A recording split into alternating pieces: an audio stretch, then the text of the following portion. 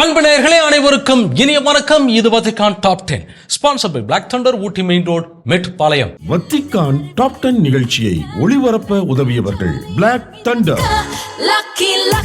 Lucky Falls at Black Thunder, Ooty main road, Mettupalayam. நேயர்களை பெரும் பாரம்பரியத்தை கொண்டிருக்கும் கத்தோலிக்க திரு அவையின் செயல்பாடுகளை உலகறியச் செய்வதே இந்த நிகழ்ச்சியின் நோக்கம். அந்த வகையில் இந்த வாரம் ரோமை தலைமைச் செயலக அங்கத்தினர்களோடு திருத்தந்தை 2 ஜான் பால் அவர்களின் போலி மருத்துவர், புனிதர்களாக அறிவிக்கப்படவிருக்கும் அருளாளர்கள் என பல நிகழ்வுகள் காத்திருக்கின்றன. அனைத்தையும் அறிந்து கொள்ள வாருங்கள், இன்றைய நிகழ்ச்சிக்குள் போகலாம்.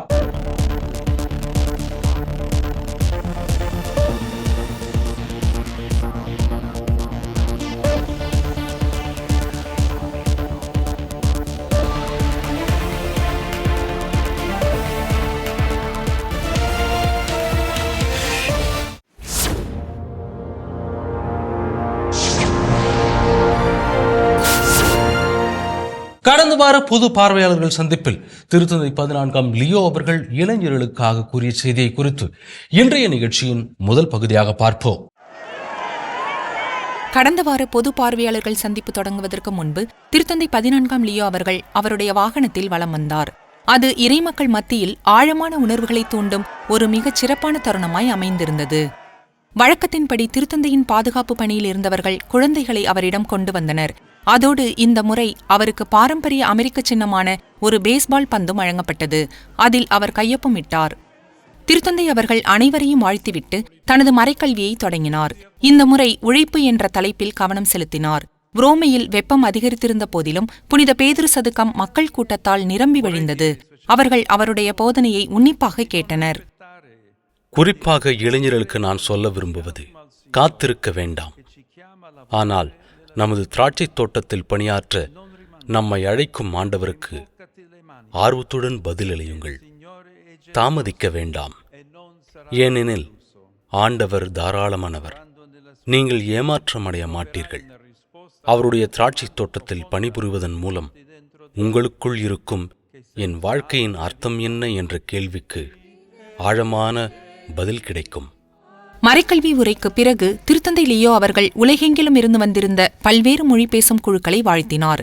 அவர்களுக்கு தனது ஆசீர்வாதத்தை அளித்து அவர்களோடு இணைந்து லத்தீன் மொழியில் இயேசு கற்றுக் கொடுத்த ஜெபத்தை ஜெபித்தது குறிப்பிடத்தக்கது.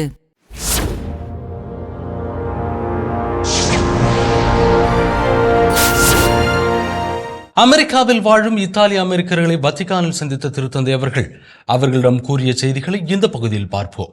திருத்தந்தை 14 லியோ அவர்கள் அமெரிக்காவில் வாழும் 20 மில்லியனுக்கும் அதிகமான இத்தாலிய அமெரிக்கர்களை பிரதிநிதித்துவப்படுத்தும் தேசிய இத்தாலிய அமெரிக்க அறக்கட்டளையின் அங்கத்தினர்களை சந்தித்தார்.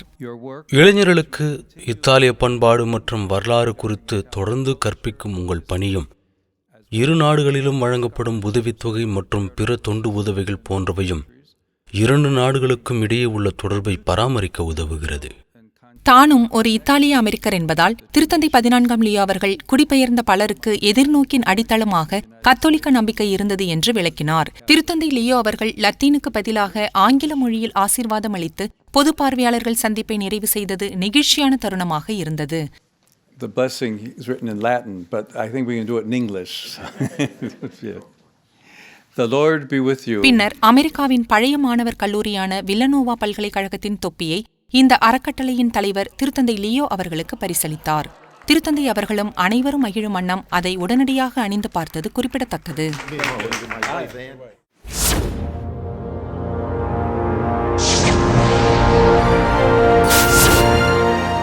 புதிய திருத்தந்தை அவர்கள் ரோமை தலைமை செயலகத்தின் அங்கத்தினர்களுக்காக வழங்கிய செய்தியில் கூறியவற்றை இந்த பகுதியில் பார்ப்போம்.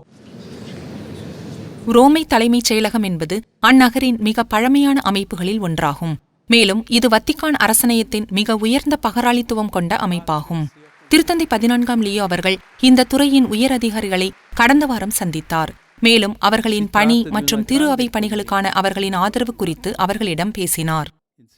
இது திருத்தந்தையுடன் இணைந்து செயல்படும் ஒரு பெரிய சமூகம்.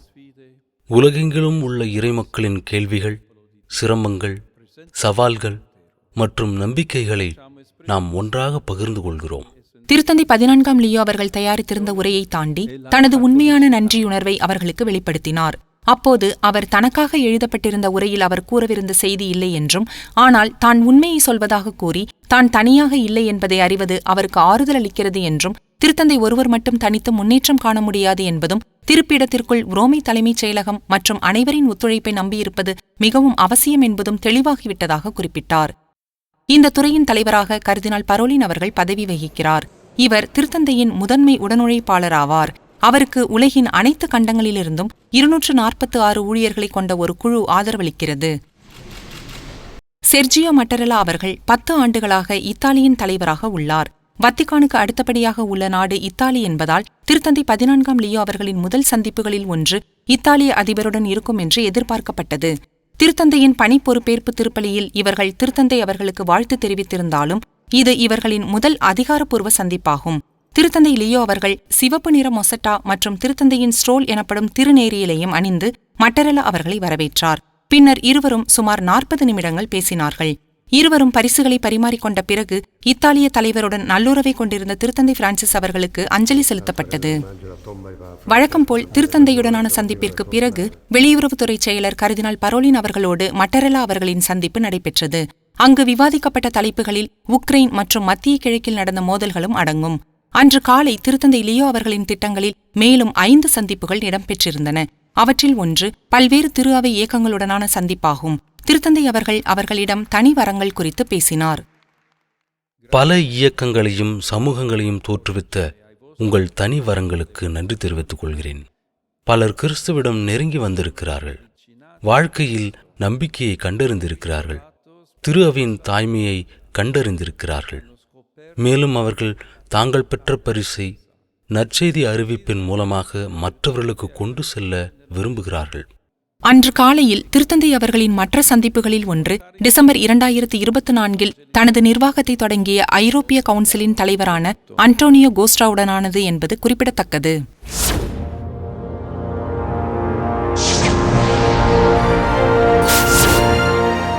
திருத்தந்தை 14ஆம் லியோ அவர்கள் ரஷ்ய அதிபர் விளாடிமிர் புடின் அவர்களோடு தொலைபேசியில் உரையாடிய செய்திகளை இந்த பகுதியில் காண்போம்.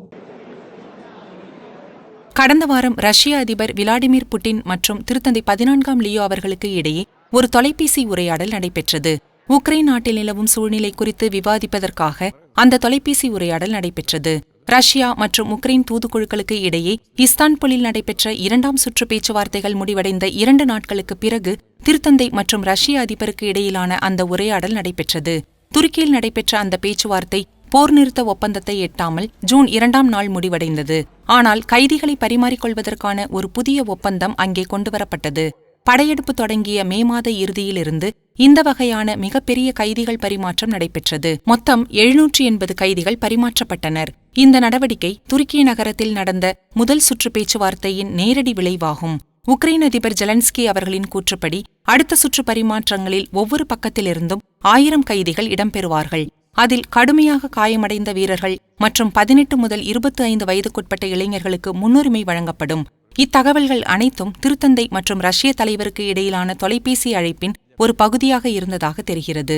கைதிகள் பரிமாற்றம் தொடர்பான ஒப்பந்தங்கள் குறித்து புட்டின் அவர்கள் திருத்தந்தைக்கு தெரிவித்ததாக கிரெம்ளின் அலுவலகம் உறுதிப்படுத்தியது. குழந்தைகளை அவர்களது குடும்பங்களுடன் மீண்டும் இணைக்க முடிந்த அனைத்து நடவடிக்கைகளும் எடுக்கப்பட்டு வருவதாக ரஷ்ய தலைவர் வலியுறுத்தினார் என்றும் அவர்கள் குறிப்பிட்டார்கள். வத்திக்கானை பொறுத்தவரை திருத்தந்தை 14ஆம் லியோ அவர்கள் அமைதிக்கு ஆதரவாக செயலாற்றவே ரஷ்ய நாட்டிற்கு அழைப்பு விடுத்தார் என்பது கவனிக்கத்தக்கது.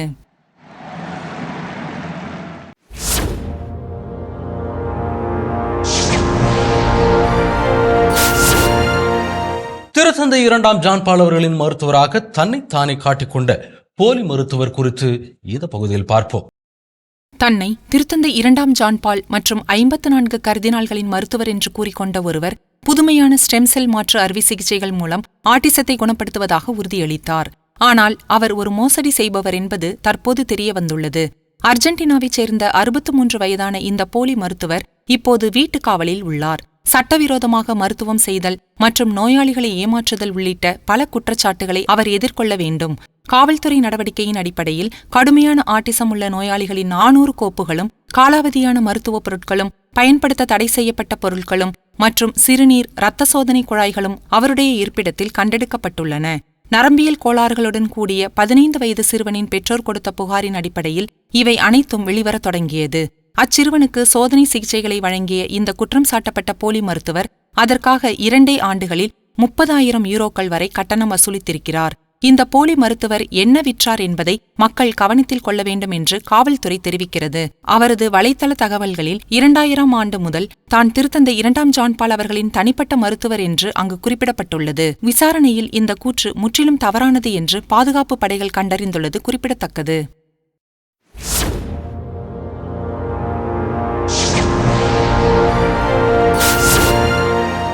உகாண்டாவின் மறைசாட்சிகள் திருவிழாவின் போது நடக்கவிருந்த பயங்கரவாத தாக்குதல் நிறுத்தப்பட்டது தொடர்பான செய்தியை இந்த பகுதியில் பார்ப்போம்.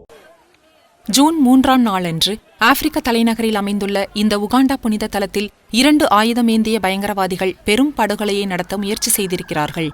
அந்நாட்டின் மறைசாட்சிகள் திருவிழாவை கொண்டாடக்கூடியிருந்த பல்லாயிரக்கணக்கான இறைமக்கள் மத்தியில் தாக்குதல் நடத்த அப்பேராலயம் நோக்கி ஆயுதம் ஏந்தியவர்கள் மோட்டார் சைக்கிளில் வந்தார்கள். பயங்கரவாதிகள் சுமார் 600 மீட்டர் தொலைவில் இருந்தபோது ராணுவத்தின் பயங்கரவாத எதிர்ப்பு பிரிவு அவர்களை இடைமறித்தது. அதைத் தொடர்ந்து துப்பாக்கிச்சூடு நடந்தது. இதில் தாக்குதல் நடத்திய 2 கொல்லப்பட்டனர். பாதுகாப்பு படைகளின் ஒரு கர்னல் சமூக ஊடகத்தில் வெளியிட்டிருந்த தகவலின்படி தாக்குதல் நடத்தியவர்களில் ஒருவர் வெடிப்பொருட்களை ஏந்திய தற்கொலை படையைச் சேர்ந்த ஒரு பெண் ஆவார். இருப்பினும் குறிப்பிடத்தக்க வகையில் எந்த இறைமக்களும் காயமடையவில்லை. உகாண்டாவில் உள்ள கிறிஸ்தவர்களுக்கு மறைசாட்சிகள் நாள் மிக முக்கியமான நாட்களில் ஒன்றாகும்.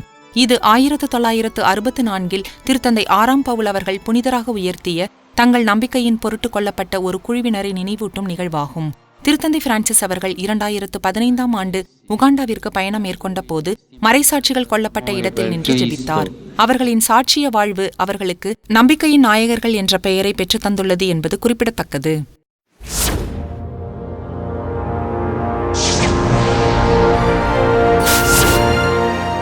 எட்டு அருளாளர்கள் புனிதர்களாக அறிவிக்கப்படவிருக்கிறார்கள். அவர்கள் யார் யார் என்ற தகவலை இந்த பகுதியில் காண்போம்.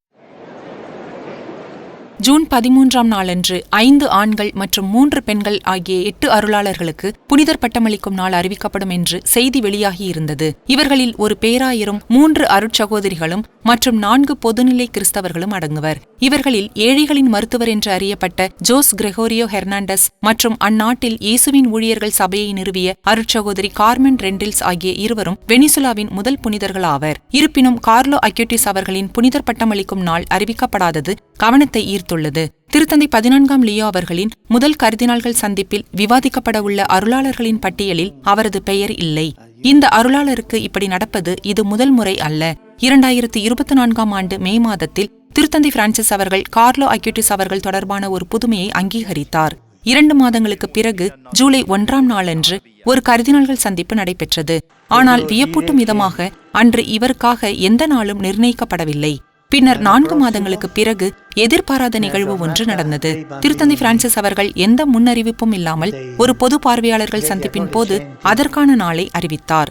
அப்போது வரும் ஆண்டில் குழந்தைகளுக்கும் இளைஞர்களுக்குமான நாளில் தான் அருளாளர் கார்லோ அக்யூட்டிஸ் அவர்களை புனிதராக அறிவிக்க விரும்புவதாக கூறினார். ஆகையால் திருத்தந்தை பிரான்சிஸ் அவர்கள் ஏப்ரல் 27ஆம் நாளில் பதின்மர்களுக்கான யூபிலி விழாவின் போது கார்லோ அக்யூட்டிஸ் அவர்களின் புனிதர் பட்டத்திற்கு தலைமை தாங்குவார் என்று எதிர்பார்க்கப்பட்டது. இருப்பினும் அவருடைய மறைவு அதை தடுத்து நிறுத்தியது. மேலும் அவ்விழா ஒத்திவைக்கப்பட வேண்டியிருந்தது. இதுவரை புதிய நாள் எதுவும் அறிவிக்கப்படவில்லை. ஜூன் 13ஆம் நாளன்று நடைபெறும் கர்தினால்கள் சந்திப்பிற்கான பட்டியலில் இடம்பெற்ற மற்றொரு அருளாளர் பியர் ஜார்ஜியோ ஃப்ரெசாட்டி ஆவார். திருத்தந்தை பிரான்சிஸ் அவர்கள் அவருக்கு புனிதர் பட்டம் அளிக்கும் நாளையும் அதே பொதுக்கூட்டத்தின் போது அறிவித்திருந்தார். ஆனால் அப்போது கர்தினால்கள் சந்திப்பு எதுவும் நடைபெறவில்லை. அதில் வரும் ஆண்டு இளைஞர்கள் நாளில் அருளாளர் பியர் ஜார்ஜியோ அவர்களை புனிதராக அறிவிப்பதாக குறிப்பிட்டிருந்தார். ஆகையால் பியர் ஜார்ஜியோ அவர்களை புனிதராக அறிவிக்கும் நாள் ஆகஸ்ட் 3 என்று ஏற்கனவே அறியப்பட்டுள்ளது. ஆனால் கர்தினால்கள் சந்திப்பின் போது நெறிமுறைப்படி அதிகாரப்பூர்வமாக உறுதிப்படுத்தப்பட வேண்டும். அதனால்தான் அவரது பெயர் பட்டியலில் இடம்பெற்றுள்ளது. இருப்பினும் இந்த விஷயத்தில் புனிதர் பட்டம் அளிக்கும் நாள் மாற வாய்ப்பில்லை என்பது கவனிக்கத்தக்கது.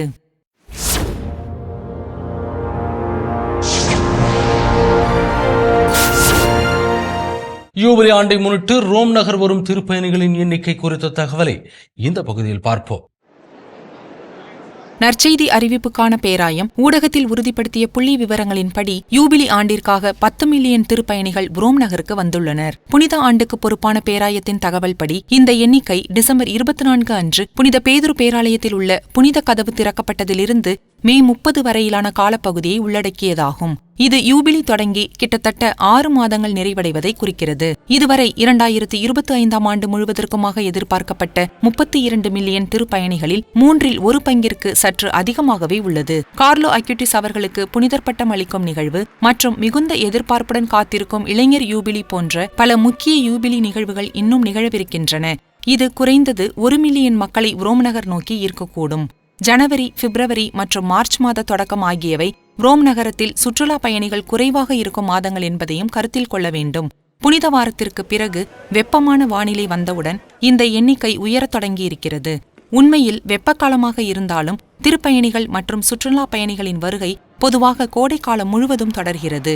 மேலும் இது கிறிஸ்துமஸ் காலத்தின் இறுதி வரை நீடிக்கும். இந்த போக்கிற்கு விடுமுறை பயணங்கள் மற்றும் திருத்தந்தையுடன் தொடர்புடைய முக்கிய நிகழ்வுகள் ஆகிய 2 முக்கிய காரணிகள் உள்ளன. இவைதான் ஆண்டுதோறும் ஆயிரக்கணக்கானோரை புனித பேதுரு சதுக்கத்தை நோக்கி ஈர்க்கின்றன. எப்படி இருந்தாலும் தற்போதுள்ள திருப்பயணிகளின் எண்ணிக்கை குறைவாக தெரிந்தாலும் 2025ஆம் ஆண்டு ரோம் நகருக்கு ஒரு வலுவான ஆண்டாக அமைந்துள்ளது. ஸ்பானிய மொழி பேசும் சுற்றுலா முன்பதிவு தளங்களில் மிகவும் பிரபலமான ஒன்றான சிவிடேட்டிஸின் தகவல்படி இந்த ஆண்டு தலைநகரில் உள்ள நடவடிக்கைகளுக்கான முன்பதிவுகள் 2024உடன் ஒப்பிடும்போது 20% அதிகரித்துள்ளன. இது யூபிலியின் காரணமாக மட்டுமல்ல, திருத்தந்தை 14ஆம் லியோ அவர்களின் வருகைக்காகவும் நிகழ்ந்தது என்பது கவனிக்கத்தக்கது.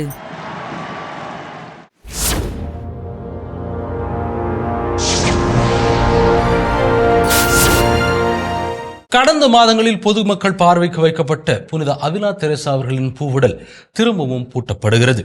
அது தொடர்பான செய்தியை இந்த பகுதியில் பார்ப்போம். புனித அவிலா தெரசா அவர்களின் திருவுடலுக்கு வணக்கம் செலுத்துவதற்காக 15 நாட்களில் சுமார் 93,000 இறைமக்கள் இந்த பேராலயம் வழியாக சென்றுள்ளனர். இது முன் எப்போதும் இல்லாத ஒரு நிகழ்வாகும். ஏனெனில் வரலாற்றில் இப்புனிதரின் திருவுடல் பொதுமக்களின் பார்வைக்கு வைக்கப்படும் 3வது முறை இதுவாகும். கடைசியாக 1914ஆம் ஆண்டில் காட்சிப்படுத்தப்பட்டது. அவரது திருவுடல் மே 26 அன்று பிரிந்த கார்மலைட் சபையை நிறுவியவர் மரித்த இடமான அந்நகரத்தில் உள்ள ஆலயத்திற்குள் அமைந்துள்ள ஒரு வெள்ளிப்பேழையில் வைக்கப்பட்டது. சபை தலைவரின் கூற்றுப்படி புனித அவிலா தெரசாவை பார்ப்பது வார்த்தைகளுக்கு அப்பாற்பட்ட ஒன்றாகும். கடந்த ஆகஸ்ட் மாதத்தில் புனித பொருட்கள் குறித்த ஆய்வு அங்கீகரிக்கப்பட்டது. அதன் முடிவுகளில் ஒன்று 50 வயதில் புனித அவிலா தெரசாவின் முகம் எப்படி இருந்திருக்கும் என்பதன் புனரமைப்பு ஆகும்.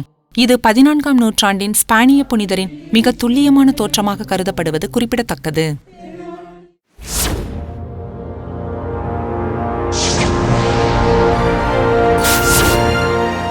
பல சிறப்புகளை கொண்ட வத்திக்கான் தோட்டங்களில் தற்போது புதிதாக நிறுவப்பட்டுள்ள காட்சிகள் குறித்து இந்த பகுதியில் பார்ப்போம். வத்திக்கான் தோட்டங்களில் இப்போது திருத்தந்தை 14ஆம் லியோ அவர்களின் மலர் சின்னம் இடம்பெற்றுள்ளது. இதை புனித பேதுரு பேராலயத்தின் குவிமாடத்தின் ஒரு தனி இடத்திலிருந்து முழுமையாக பார்க்கலாம். இந்த சின்னம் ஆளுநர் மாளிகைக்கு எதிரே வத்திக்கான் நகர அரசின் இருக்கைக்கு முன்னால் அமைந்துள்ளது. இதை உருவாக்க 2 தோட்டக்காரர்கள் சுமார் 2 வாரங்கள் உழைத்தனர். இச்சின்னத்தை வடிவமைக்க பயன்படுத்தப்பட்ட சட்டகம் திருத்தந்தை பிரான்சிஸ் அவர்களின் சின்னத்தை உருவாக்க பயன்படுத்தப்பட்ட அதே சட்டகம்தான். வத்திக்கான் தோட்டங்களில் காட்சியளிப்பது இந்த மலர் சின்னம் மட்டுமல்ல, லூர்து அன்னை காட்சியளித்த குகையின் மாதிரி வடிவமும் இங்கே இடம்பெற்றுள்ளது. அதற்கு அருகாமையில் பல சிற்பங்களும் மொசைக்கற்களும் இருக்கின்றன. அங்கிருக்கும் சுவர்களுக்கு இடையே ஈக்வடார் நாட்டின் பாதுகாவலின் உருவத்தையும் காணலாம். மேலும் தொடர்ந்து சென்றால் அர்மேனிய இறை ஒன்றிப்பு நெறியாளரும் திருத்தந்தை பிரான்சிஸ் அவர்களால் திரு அவையின் இறையியல் அறிஞர் என்று அறிவிக்கப்பட்டவருமான புனித நாரை கிரகோரி அவர்களின் சுரூபத்தை காண முடியும். அதற்கும் அப்பால் இன்னும் சுவாரஸ்யமாக நெதர்லாந்தின் வில்லியம் அலெக்சாண்டர் மற்றும் மேக்சிமா அவர்கள் வத்திக்கானுக்கு வந்தபோது திருத்தந்தை பிரான்சிஸ் அவர்களுக்கு பரிசளித்த அரச வம்சத்தைச் சேர்ந்த மலர்களான டூலிப் பூந்தளிர்கள் வத்திக்கான் தோட்டங்களில் வளர்க்கப்பட்டுள்ளதை காணலாம். என்ன அன்பு நேயர்களே, இன்றைய நிகழ்வுகள் அனைத்தும் நீங்கள் பயன்பெறும் வகையில் அமைந்திருக்கும் என்று நாங்கள் நம்புகிறோம். மீண்டும் அடுத்த வாரம் இதே நிகழ்ச்சியில் சந்திக்கிறோம். இது Vatican top 10 sponsor by Black Thunder, Ooty main road, Mettupalayam. நன்றி, வணக்கம், மரியே வாழ்க. வத்திக்கான் டாப் 10 நிகழ்ச்சியை ஒளிபரப்ப உதவியவர்கள் Black Thunder. Lucky Falls at Black Thunder, Ooty Main Road, Mettupalayam.